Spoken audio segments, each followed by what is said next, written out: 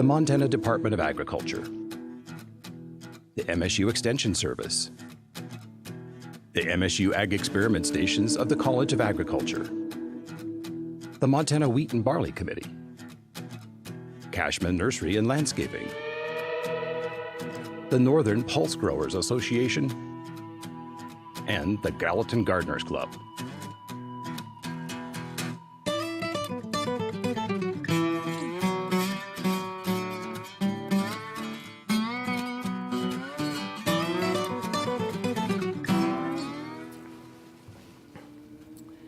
Good evening. Welcome to another edition of Montana Ag Live, originating today from the studios at KUSM and coming to you over your public television system.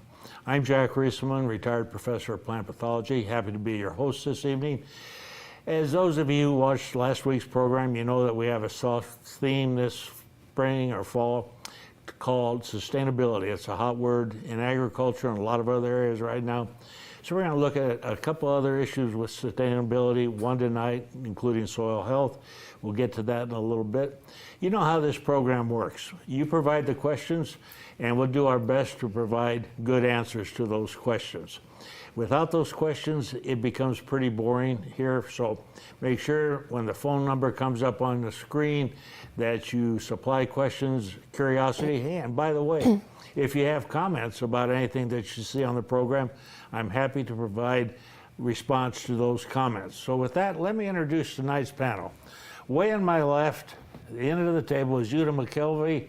Uta is a plant pathologist here at Extension at Montana State University. She's been on the program several times. Thanks for coming in tonight. My pleasure. Kathy Zabinski, our special guest. Kathy is kind of a soil ecologist, the jack of all trades.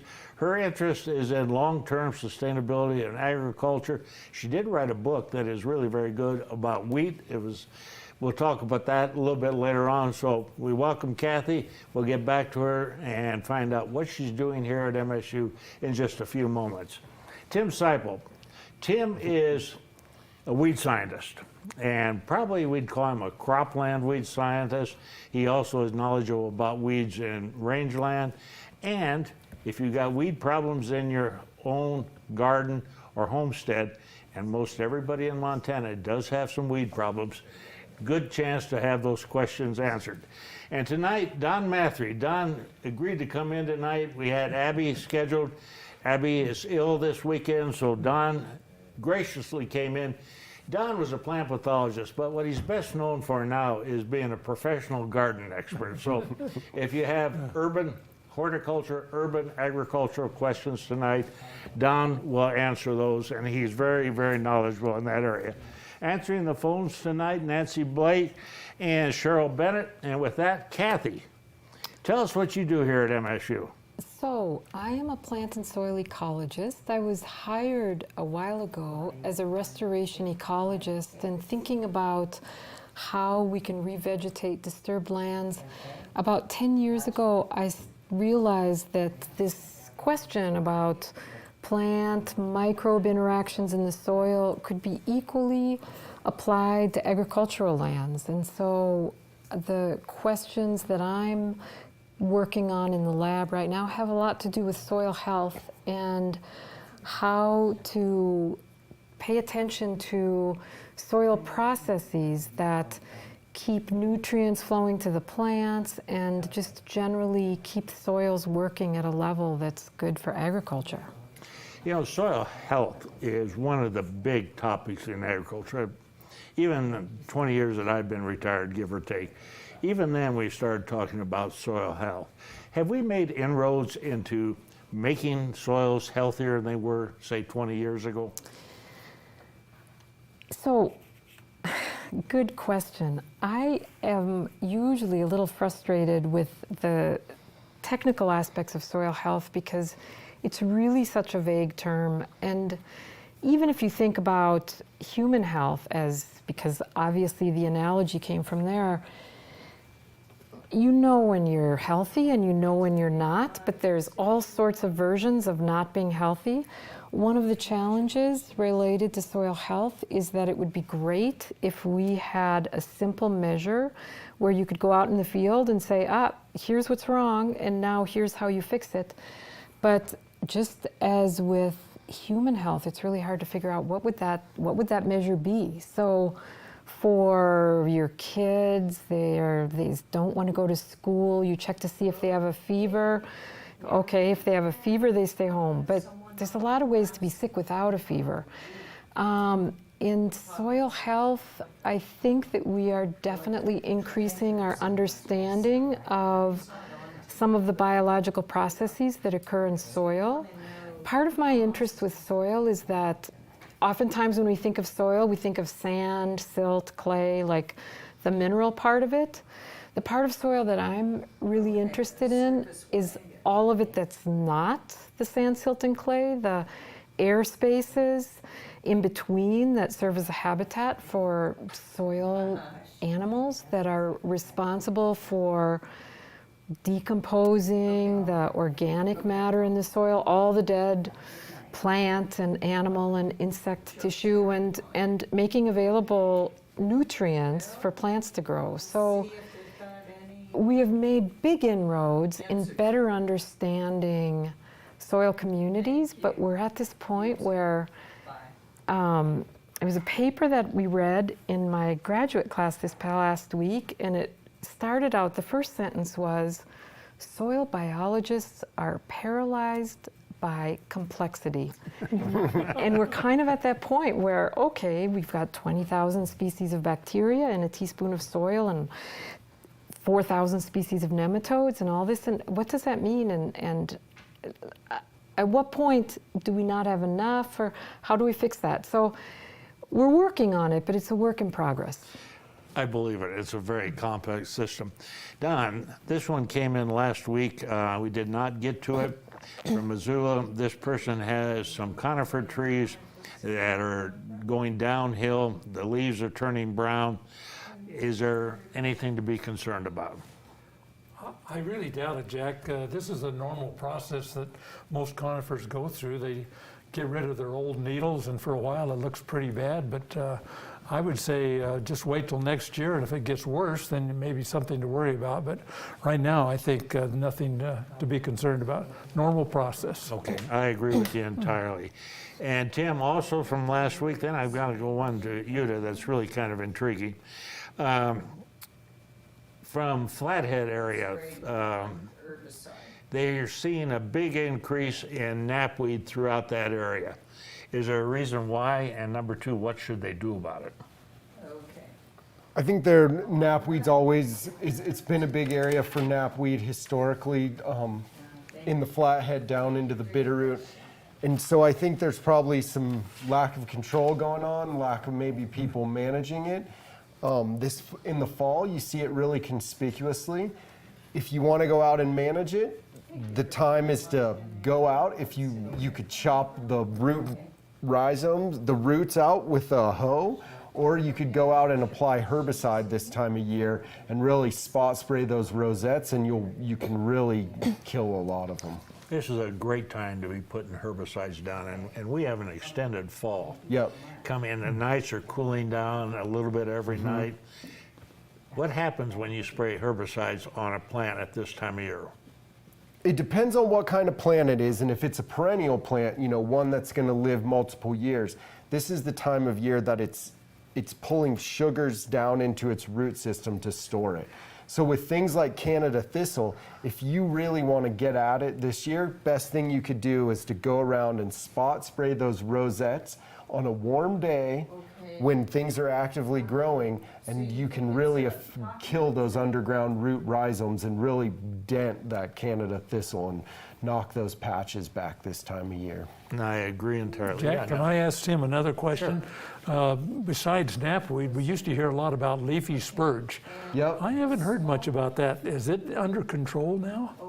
I think there's still a lot of leafy spurge in certain parts of the state that you go out into. Okay. So if anyone goes over towards Silver Star on the Jefferson, you can find a lot of spurge around there. But it's still out there, but people have been doing better jobs at managing it, but it's still a weed that's pretty widespread.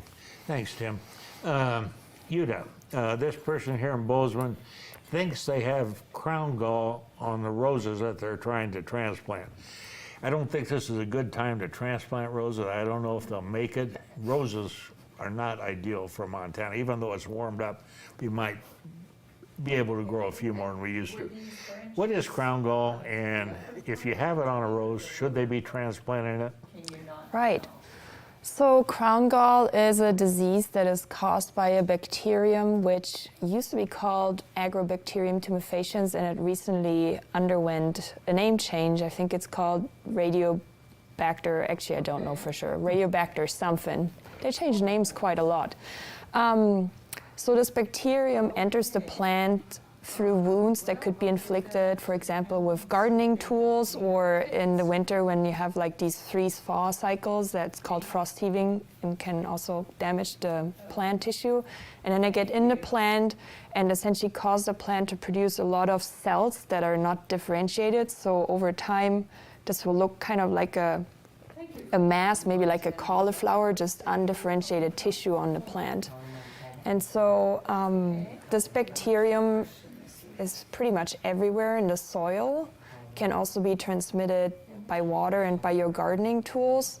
So taking this plant that is diseased and putting it somewhere else will essentially transfer this bacterium to, and definitely increase the risk for the plants around to get sick, especially if they were injured with the tools that you would use to transplant that rose. Yeah, so I would recommend not to do it.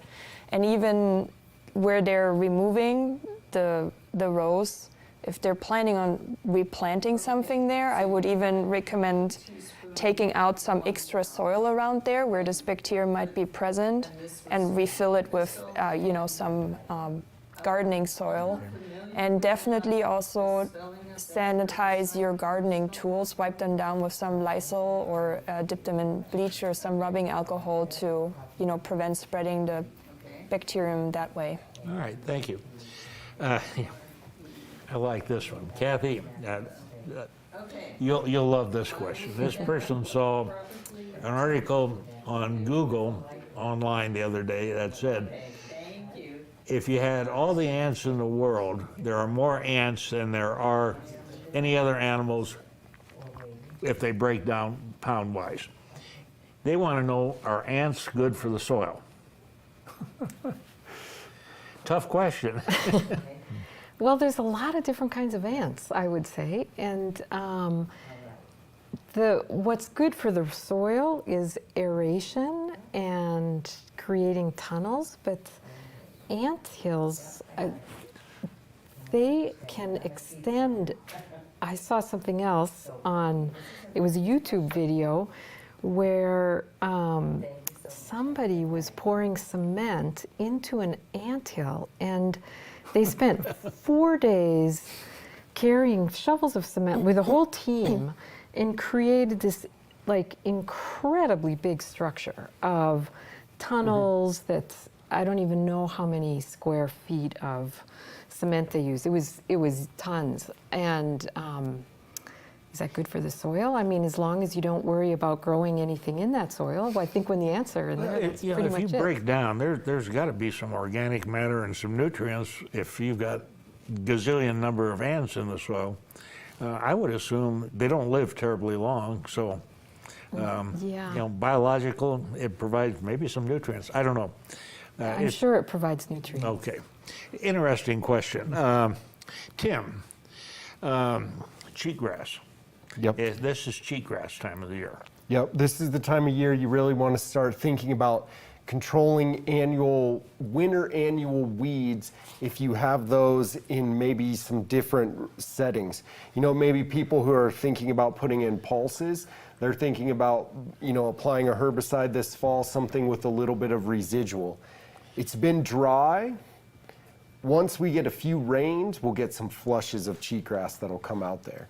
And so it depends on if you want to get the cheatgrass after it's emerged or before it's emerged.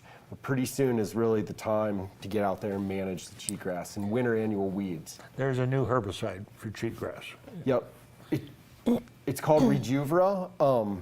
It's changed hands in terms of who sells it and deals with it, but it is out there. But that one is actually a herbicide that you probably wanted to apply pretty much now, and then it is residual in the soil and prevents them from growing. Okay, sounds good. Kathy from Havre, and this was a Facebook question. They would like to know how successful we have been with no-till in increasing organic matter in the soil. So no-till, from a soil health perspective, is improvement relative to fungal communities and disturbance of the soil biota, etc. Organic matter increase happens really slowly, and there have been studies that, you know, for over a 5 or 10 year period where we barely see an uptick in the amount of soil organic matter. And part of the story behind all of that is that organic matter is really important in the soil for increasing water holding capacity and contributing to the habitat for microbes and being a food source for microbes. So in some ways, you add more organic matter, you're also going to increase biological activity, and all of that activity will decompose the organic matter, and so the stock doesn't necessarily increase. You've got more biological activity, but you're not going to measure more soil organic matter when you send your soil in for a lab test. Okay, thank you, makes sense. From Shelby, and I'll throw this at Tim, but I don't know if he'll have an answer. Do you have a recipe for chokecherry wine? Oh, A recipe for chokecherry wine? No, I do not, but I will tell you this. One of UDA's current graduate students, Everett, took a whole bunch of chokecherries from my house one time, and it was next to the irrigated portion of the garden, and it had really high sugar content in it. And he brought it into his house, and it fermented and made a lot more pressure than he thought, and it painted all his walls purple. And he painted his white walls purple. Okay, so I'll add on to that. If somebody out there does have a good one, email it in, and we do have an Ag Live newsletter that will put that recipe in there sometime this fall. I have had chokecherry wine. I've had better wine too. So, you know, so be it. You know, it goes really, Everett did, he is a successful chokecherry winemaker, and I used it to marinate game meat actually, so to make like a marinated game. That was delicious actually. Okay, so we answered that question somewhat. From Big Fork, can this person use barley or canola straw on their garden if they previously sprayed them with a herbicide? Ooh. That is a really tough question. If it's Roundup Ready canola and you want to use, and it just was sprayed with Roundup, then I think you're fine. But sometimes people also use something like clopyralid or something like that in canola to kill volunteer canola. So you have to be very careful. It depends on what the herbicide that was used was. Okay, you know, that brings up a question for me, for Kathy, and for you. We talk about soil health. Does the application of these herbicides, which we commonly use in a lot of agriculture, or in this case, a fungicide, does that affect soil health in your opinion?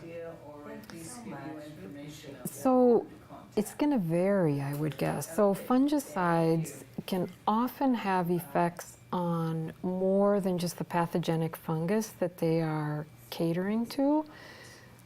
The flip side of that is that the soil is a really complex environment, and it's really hard to saturate the soil with any single thing, so there are very likely safe spots within the soil.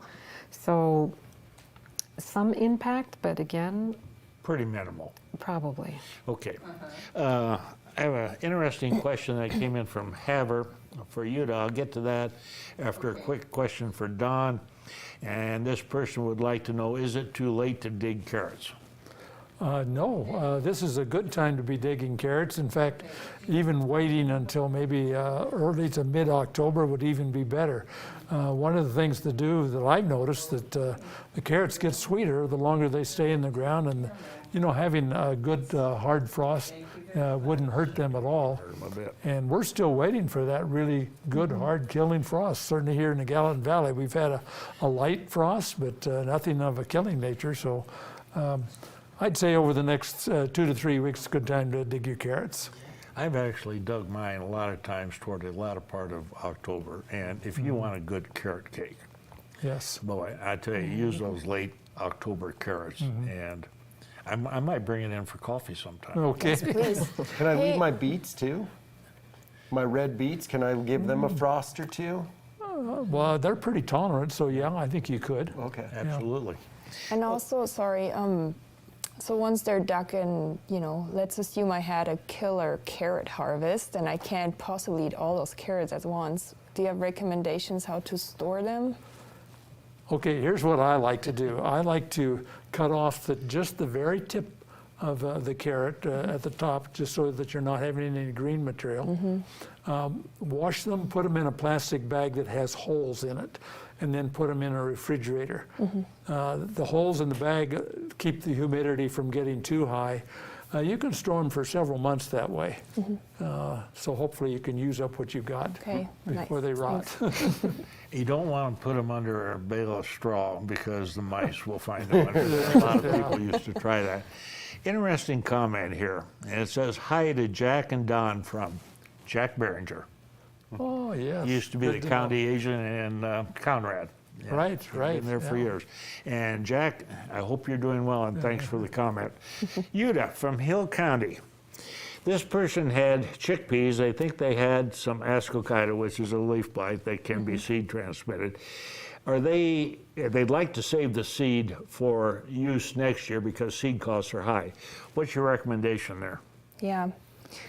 Like you said, Jack, ascochyta is seed transmitted and it can, you know, quickly infect the seedling, and then cause disease that way. So I would definitely recommend they send in a seed sample to the regional post-crop diagnostic lab here at MSU. And they offer several different tests, one of which is the Ascochyta Plus test that just tests for common seed-transmitted diseases. And so that way you will know how severe the seed lot is infected. Just because the crop had Ascochyta doesn't mean that the seed lot is necessarily badly infected. And so depending on the test results, they should decide whether or not they should use the seed. If the infection levels are low enough, they could certainly reuse that seed. But I would definitely recommend using a fungicide seed treatment to suppress those seed-transmitted diseases, but also protect the seedlings from those early season root rots that occur. Okay, I agree entirely. But I just read an article this past week about how the pulse industry has really increased. The article said 20 years ago, there were probably 100 products on the market that were based with lentils, chickpeas, dry peas. Right now, there's estimated to be over 11,000 products on the market. And if you go to a grocery store anymore, how many people eat hummus on the panel here? Yeah. A few years ago, we didn't know what it was. Yeah. And actually, funniest one I saw is now people are making beer. There's a Rebellion Brewing Company just north of the border in Regina, makes a chickpea pale ale. Interesting. And a friend of mine just got back from Iceland last year, and he had a chance to try a beer that's made out of canned peas and pickled red cabbage. It's Iceland, called you say, Jalafabröð. huh? So I asked him how it was, and his response was, after a second one, it's actually not too bad. But anyway, it's a big new industry. It's been very beneficial for the state of Montana. Soil health-wise, moving into rotation with pulse crops and wheat or barley, has that been beneficial for soil health in your opinion? So definitely from the perspective of addition of nitrogen. So nitrogen fixing symbionts with pulses are an important contribution to the soil. Some of the challenge with pulses is that they potentially produce less residue. And from that perspective and from the concern of having enough crop residue on the surface to keep your soil in place over a windy Montana winter, that's another consideration. But definitely for nitrogen cycling, pulses are very useful. Okay. Jack, I heard that Montana is now the #1 pulse crop in the nation. Is that true? That is true. And right now, I don't remember exactly what the figures were, but I think we had about 150,000 acres of chickpeas, 600,000 or 700,000 acres of dry peas, and lentils were up probably to over 500,000 acres now. And I may be a little off, but we are growing a lot of pulses in this state. And it's for weed control. It's beautiful for weed control. Tim, you want to? Well, the pulses are hard for weed control, actually, because there's not a lot of things that you can use in crop with them. But for the wheat that follows. But for the wheat that follows, yes, because you can manage the grassiness out of them. So when we think of managing our rotations in the state, really those cereal years, you have to really manage the broadleaf weeds. And then when you go to the pulse years, then you can manage the grassy weeds, the wild oats, the things like that. So you have to be pretty strategic in your thinking about it. I had some weedy chickpea trials this year at the Post Farm, I have to admit, though. Okay. Kathy, this came in from Missoula. This person says that they see a lot of advertisements for soil microbial products to benefit the soil. They are curious, are they effective, or are they more of a way for the producer or the manufacturer to make dollars? Maybe a little of both. I personally, and Don can add his 2 bits to this too, which will be helpful, but you know, the soil is full of microbes and a whole community. To add an inoculum to that that's going to be effective, that will get established and do exactly what you want, is a little bit, in my mind, it's a little bit like saying, oh, we should grow more wheat in the state. Let's aerial seed wheat across the whole state. So you're adding a microbial inoculum to an already established microbial community. I know we do it with legume, rhizobia inoculum, but that is a very tight relationship between specific plants and specific fungi, and it involves a lot of communication between the roots and the bacteria. For a lot of the other microbial inoculum, the question is has it really gotten established? And the other thing I was thinking about was, you know, people take probiotics to change the microbial community in their stomach. They take that every day, maybe twice a day, for a long period of time. So this sort of one application in a large field, I don't know what the likelihood is of it getting established, but I'm skeptical, I'd have to say. I'm also quite skeptical. Well, Jack, the other place where I see a lot of advertisement for microbial additions are soil media or compost media for use in greenhouses. And they particularly advertise adding mycorrhizae to that medium, and you see pictures of increased plant growth. I'm a little skeptical about how well that really works. Perhaps sometimes, but it's certainly being advertised a lot. And if you're going to try it on a small quantity of your materials and just see how they respond. Do your own local testing. Okay, I have a question here from Manhattan. Makes sense. They see a potato sitting in front of Utah, and they're wondering what is it and what's going on. So you want to explain what's happening there? Oh, well, could you be possibly talking about Frankentuber? This is my pet potato that came to me a few weeks back.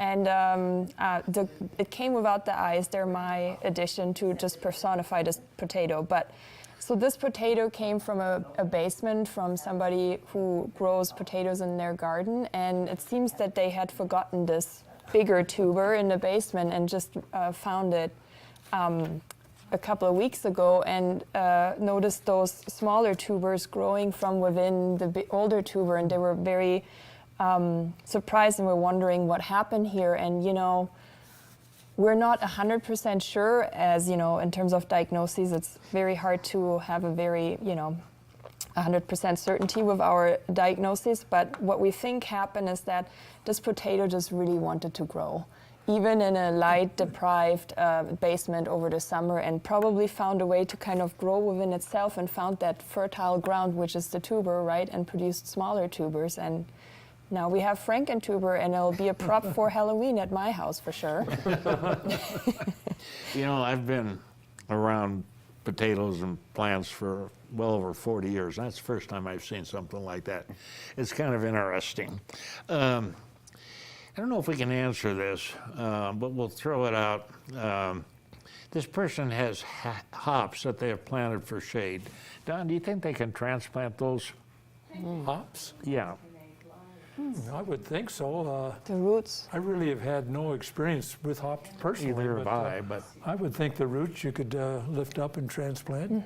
Yeah, I actually might try. transplanted some hops last year from a site where I was going to do construction to somewhere else, and yep, it grew pretty well. You have to get them to really make enough vines. They like nitrogen, hops, and yeah. What time of the year did you transplant? I did that in spring, and it regrew in summer and survived. So, Okay. or spring, summer. That makes yeah. sense. you making beer? No, actually, just hops tea. Okay. But you know, you can donate the hops, and then there's like some local beer brewing event where they just gather hops from the community. That may be your way to get in. That's yeah. Interesting. Well, I have you up, Tim, and I love this question because I know how tough it is. Is there a way to control bindweed in your garden? Really long. You need to take the long-term view, and the seed bank can be painfully long-lived. You know, if you get a really bad infestation of bindweed, those seeds can stay viable in the ground for 20 years. So when I mean the long view, I really mean the long view. I think getting the plant out as best you can out of your garden without chopping up the underground root system into a lot of smaller pieces is crucial. There are some herbicides that'll work on bindweed and work fairly well. 2,4-D like LV6, LV4, it will do a pretty good job on bindweed, but then you have to think about what you're planting in your garden and you know what might kind of be there. I would say take the long term, get the chunks of rhizome out as solid as you can, keep it from going to seed, and then just keep working over it year over year. Heavy tillage will work too, having a lot of tillage in there. And every 3 weeks, Zach Miller did a project out in Corvallis trying to control bindweed and organic production. And he had 2 years of tilled fallow, tilling it every 3 or 4 weeks, which is not great for the soil aggregate stability, but it did take care of the bindweed. Okay. It is a tough weed. It Very is. tough. It can be a tough one. Kathy from Highwood, and this is an interesting call. From what you said, the dynamics of soil health take a long period of time. Why has the acidification of soil in many parts of Montana occurred so rapidly? Do you have any explanation for that? And that's happened over a 10 to 15 year period. Where Right. My guess is that it hasn't occurred rapidly. It's just occurred gradually. So it feels like it's rapid in that if the pH is shifting, or, you know, another possibility is that you've got enough capacity, like a buffer capacity of the soil to absorb the more acidic components of the fertilizer, and then at the point that that's saturated, you reach kind of a flip. So frankly, I would forward that question to Clayne Jones to get a more comprehensive answer. You know what, we'll save that because Clayne is on the panel, I think, on October 9th, and Nice. he's worked a lot with soil acidification, and we're talking about pHs, high pH of around 8, 15 years ago that are now down in the 6s, and that's pretty rapid. And while I have you up, the term nutrient cycling, this person would like to know what that means. So when we talk about organic matter in soil, so dead plants like crop residue, dead roots, whatever, those, that material slowly breaks down, decomposes through the action of both, chewing of little insects and metabolism of microbes. And in the process, the nitrogen and phosphorus that's within that material is released back into the soil. Sometimes it's not direct, sometimes it's, in fact, usually it's incorporated into bacterial bodies. So now it's all in the microbial community, and then you've got protozoans and nematodes that eat the bacteria, and the bacteria is actually a little bit rich for them, and the nutrients get excreted, and there you've got it. It's available for plant uptake. So it's the moving of nutrients from bound in organic material to be available for plant uptake. And really important process in all soils just to sustain a plant community. Okay, thank you, good answer. Don, this person has harvested literally everything out of their garden, even though it hasn't frozen yet, but they were anticipating they were going to freeze out shortly. They want to know whether or not they should rototill their garden in the fall. Okay, Jack, we used to do that routinely, but then I found that, it's better just to take the organic or the weeds and the plant residue and go in with something like a flail mower and chop it up, and then come back with what kind of like a shovel plow that leaves a pretty rough surface on the soil over the winter. And then the freezing and thawing will break up those clods, and then come in next spring with your rototiller if you want to use a rototiller. Some people are even shying away from rototilling because it says that it creates kind of a pan at the depth of the rototiller that's kind of hard for the roots to get through. So there's a variety of opinions on that, but I'd wait till spring to rototill if you're going to rototill. They mentioned that, and we've ran into situations like this years ago, mainly in the Big Sandy area, where they use the same type of farm equipment year after year after year. And they did create a hard pan, and that was very difficult for wheat and barley to penetrate. And as a result, in certain areas of fields, you would see compressed soil and compressed wheat and barley that just did not produce well. So hard pans can be brought about by implements. For sure, yeah.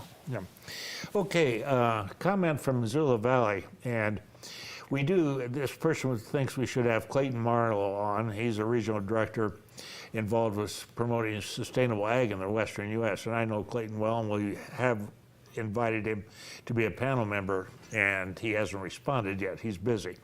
But we do have a person coming on the 9th of October who is also very involved with sustainable agriculture. He's a producer, Kent Wasson from the Malta area. So we are going to have these people on, and we will have people that complement them. So yes, sustainability is important, and we will address that as we go along. Tim, this person has a lot of perennial weeds in their rangeland. Is this a good time to spray for them? And they didn't say which perennial weeds they had.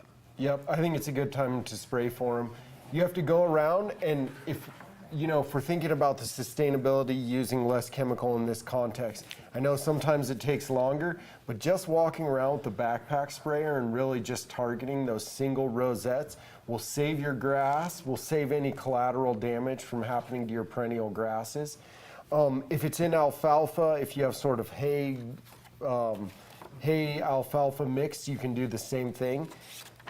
If they're perennial weeds, you might wait till that alfalfa really gets more dormant, so you don't damage alfalfa if you go out and spray across the whole field. But it's a good, yeah, this is a really good time to use it. And you can use less chemical by just really spot spraying. Okay. This person tried to grow some fava beans, and fava beans, we tried to grow them commercially here about 30, 35 years ago, probably, Don, and they were a disaster. But this person right now has some black spots on the fava bean leaves. He's wondering if that's a problem and what they should do to prevent that in the future. They want Yeah. to grow them some more, obviously. Yeah, I've seen some fava beans this year and they've given me a headache. I'm not very familiar with them and they seem to turn black. So as to the black spots, I mean, from where I'm sitting right now without seeing an actual sample, it's hard to say what causes that. I mean, it is fall, so it could just be part of the natural, process of the plants, the nesting. What I would say is, let's assume it's a disease. And so from that perspective, we want to avoid, this disease occurring in the next year. So they should take the leaves and the plant matter and dispose of it. So to prevent the potential pathogen to remain in that soil. Also, I would recommend pulling out the roots, just because oftentimes we see symptoms above ground, but really the issue is in the root, and so we don't want those roots with the pathogens, potential pathogens, decomposing in the soil. But from this distance, it's really hard to make a diagnosis. Yeah. I don't know if you've seen some diseases on fava beans that you could identify, Don? Nope, never saw fava beans being grown, so. Yeah. So they never made it out of the ground? I've had them on my, I had fava beans for a couple years that were really good, and then they went downhill. So if anyone has the secret to growing fava beans, in Canada, fava bean production is really high. Other parts of the world, Sweden, for example, it's one of the most common silage forages for animal feed, but I can't grow fava beans either. Okay. I remember when we tried to grow them in the early 80s here, and we had alternaria problems with them at that time, but the biggest what problem is alternaria, Oh, yeah. fungus. The biggest problem we had is nobody wanted to buy them. They grew them without a contract, and that's something you don't want to do with specialty crops. What's that big, you've been on the golf course today, or what is that? That would be a hard golf course to Yes, it play, would I would be. say. I The do rough not is play tough. golf a lot, but yeah, I thought this is an interesting sample to bring in that came to us through the Scudder Diagnostic Lab earlier this week. And so it's a really neat show and tell. If we can have a close look here, you see the sample has a really thick layer of thatch above the soil, which in this case is a quite dense clay soil. And so talking about lawn and thatch layers, you don't want to have a thatch layer that is thicker than ½ an inch. Thatch is essentially just a word for organic matter, like the roots and the grass clippings from the lawn that accumulate here. And so what is the problem with this is it just makes it really hard for your water and your nutrients and the air to get to the grass roots. And so over time, your lawn might not thrive as well or look a little bit sickish. Is that a word? And so the way you could address this is by core aeration. The best time of the year to do this is probably in the spring, but if you have a really thick thatch layer in the fall, like doing it twice a year in the fall, in the spring might be good. And so with this sample here, where we have this really dense soil underneath too, you could consider, after doing this core aeration, to spread some compost soil and then raking it into the holes just to kind of break up this hard pan, so to speak, right? And like kind of putting in a little lighter soil. Yeah. You know, I've had problems with that, and I've pretty much remedied it with aeration. It works pretty good. Interesting question here, and it's from Billings, but it's also from Bozeman and Helena, all around the state. And this person says, many of the green ash in town are dead or near dead, and those are generally the younger ones. He thinks they're Marshall seedless ash. Is there a better variety to plant for that environment? I happened to do a little work on that a few years ago. Originally, we used Patmore ash. It was an Alberta variety, But talking with Jerry Cashman and others, we've now found that the Patmore ash is very prone to winter damage, especially when you have a hard frost. The best one right now seems to be a line out of North Dakota called Prairie Spire. Found a little more history about that, and if you go online and look up the ash article and the whatever we call it, the programs that we write associated with this, there's an article in there about the ash, and I don't remember, it was last year sometime. From Posen, Kathy, this person has heard that there is a fungus in the soil that can act similar to a root system for the plant and be more beneficial for some plants. You want to touch on that a little bit? Yes, that's likely mycorrhizal fungus, and a mycorrhiza is in fact a symbiosis, like a close relationship between a root and a fungus, and it's a very ancient relationship. It's evolved separately, like maybe 5 or 6 different times with different groups of plants and different kinds of fungus. And when we find fossils of some of the earliest land plants, you can find fungal structures inside the roots. So really important for the plant to increase phosphorus uptake and sometimes other micronutrients, and very often the plant contributes all of the carbon that the fungus needs to grow. So Don mentioned them earlier when we were talking about microbial inoculum, because you can find them commercially available, mycorrhizal inoculum that you can add to your garden or your fields to increase mycorrhizae in your host plants. And Don's skepticism, which is totally similar to mine, is that these fungi are in most soils pretty widespread, and it's not necessary to add an inoculum. I would say there are some exceptions to that, and that might be metal contaminated soils or some scenarios where the soil is in really some kind of dire condition. But yeah, very helpful. The one thing about roots is that there are all sorts of fungi and bacteria that in fact do all kinds of things, both inside and outside the roots, that sometimes are pathogenic and sometimes are very beneficial. So every time you see a plant, it's in fact a whole community of a lot of different organisms. Makes it interesting to try to study. Yeah, Don, you had grad students working on mycorrhiza one time, didn't you? I think so, but that's part of my skepticism. I don't think they had much success, but I did want to make the comment that many of these mycorrhizae, sometimes called ectomycorrhizae, are mushrooms.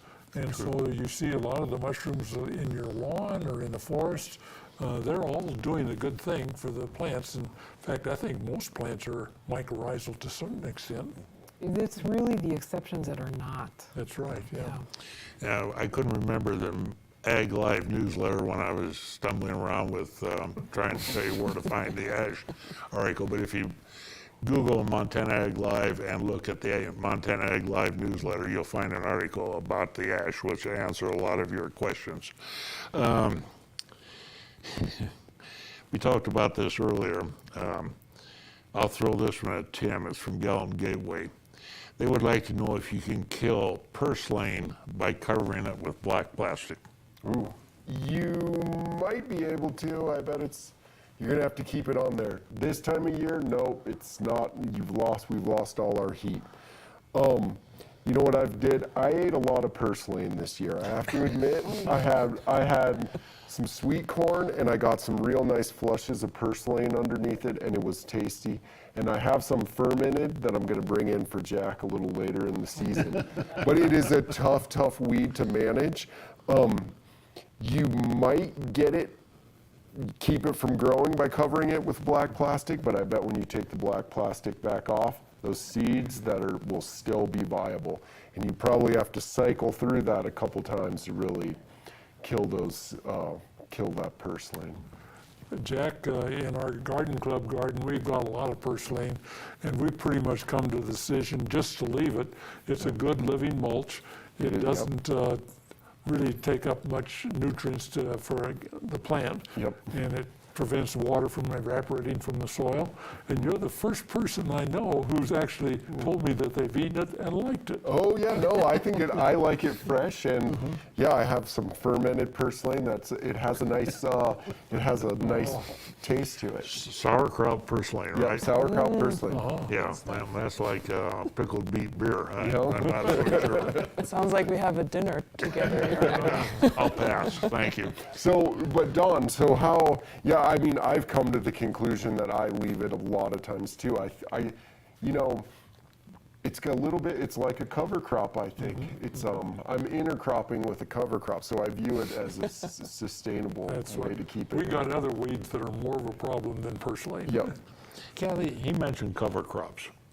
In your opinion, Shirley, how beneficial are cover crops to soil health? So really, having a root in the soil, having a live plant is a really major contribution to soil health. So cover crops instead of fallow, for example, can make a major contribution to reduce soil erosion, to add organic matter, and just keep biological activity up at a higher level. In Montana, it's not quite as easy as in places that have more abundant rainfall. And so work of Perry Millers and work that I've done with Perry and Clayne Jones really show that, the cover crops are a definite contribution for soil health, but the impact that they might have on the subsequent year's cash crop is going to depend upon the rain cycle for that year.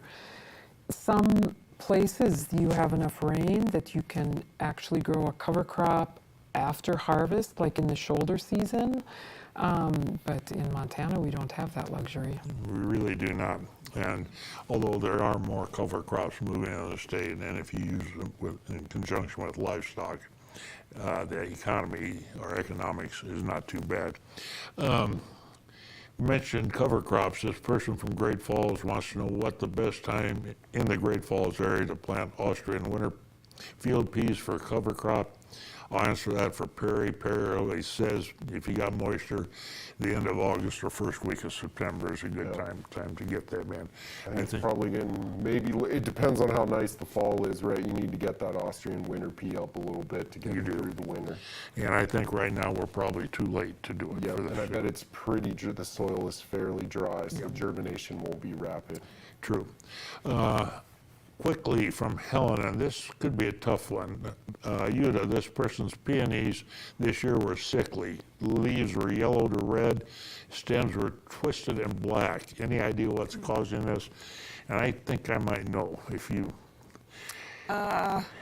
Jack? Okay. If they watered from above, it sounds like a phytophthora blight. Oh, okay. And the best way to avoid that is not to water overhead, and I suspect that's what's causing that. Quickly, Kathy, from Cutback, this person says that they've mined the soil for years, bare fallow, things like that, destroyed the organic matter. How long will it take to improve that soil? Well, that's a good question. We don't have a lot of time on this one. I would say that growing plants in that soil is going to have an immediate positive impact. So this goes back to this question on soil health. So do you need 20 years and you would have more organic matter? Likely. But if you're improving it in one growing season, excellent. Okay. Quick question, Don, and this is always an issue. This person had difficulty getting some of their seed from Helena Garden Seeds. Do you think you should be ordering them now or wait till spring? Well, I know 2 years ago it was really a problem getting seed. And so our garden club, as soon as we get the garden catalogs in December, we order in early January, and we've had really good luck getting seed. If you wait later in the spring, April, that sort of thing, you may not get the varieties that you want. So I would order as soon as you get a good catalog. And when do those normally start showing up? Oh, earlier and earlier. I see some in November now, but normally I have all my catalogs by the 1st of January. Which particular seeds did you guys have problems with getting this year? This year there was one bean variety called Painted Tongue that we couldn't get from anybody. Nobody seemed to have a seed supply, but hopefully it'll be available next year. Okay, sounds good. Folks, we're coming down to the end of another program. Glad you joined us this evening. I want to thank the panel, especially Kathy, for coming in. We enjoyed it, and I hope you learned a lot. Next week, we're going to have a sustainability issue with estate planning. And if you don't plan well with your estate, especially with increased land values in the state, you're not going to be sustainable. You won't be here. So join us with Marcia Getting next week. Have a good week. Thanks for watching. Good night. For more information and resources, visit montanapbs.org/aglive.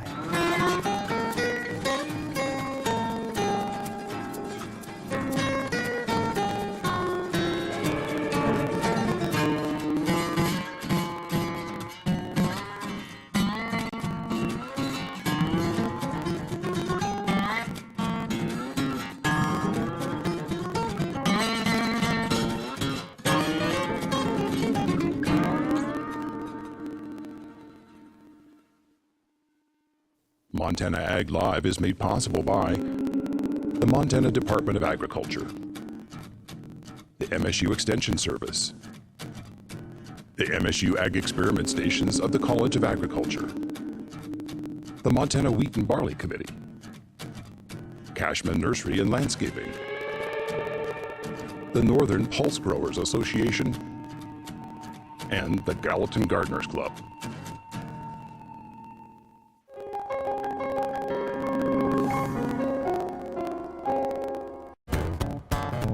Programming on Montana PBS is